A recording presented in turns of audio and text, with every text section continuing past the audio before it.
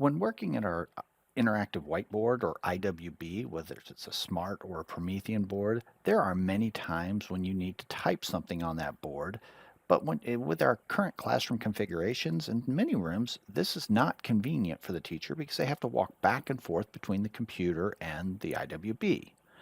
With Windows 10, there's a simple solution. You can utilize the on-screen keyboard. The on-screen keyboard, while working at the IWB, saves you that back and forth time. So let's take a look at this tool. To get to the on-screen keyboard, there are several different ways to do it. When I click on Start, I can scroll all the way down to the bottom of my Start menu if I want, and there's a folder called Windows Ease of Access, and the on-screen keyboard is there. A faster way probably to get to it is, again, click on the Start and just start typing keyboard, and it will pop up on the list as on-screen keyboard. So I click on that, it opens up my keyboard. Then I just simply need to open up a program that I want to type in. So here's my program. You can see my cursor's already blinking. All I simply need to do is start touching the letters that I want to type. What's really great with this keyboard is it has a prediction, word prediction, much like our smartphones have.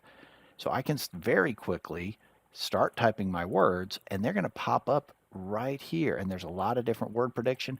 So it makes it fast for me to insert those words. So typing in there very quick and easy when you're at your board. A couple other things to show you while we're in here. Inside this keyboard, there is an options area I can go into that has some additional options because as we work with the keyboard, it clicks on every letter. If you don't like that click, you can simply uncheck it to turn it on or off. There are other things on here as well. If you need the 10 keypad, the numeric keypad, I can simply check that checkbox. When I click OK, I now get a 10 keypad that I can utilize.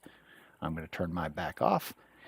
And then there's some other options that are in here as well, including the text prediction. If you happen to use it with students and you don't want them to see the word, how it's spelt, you can turn that off. And then I simply click on OK when my options are set.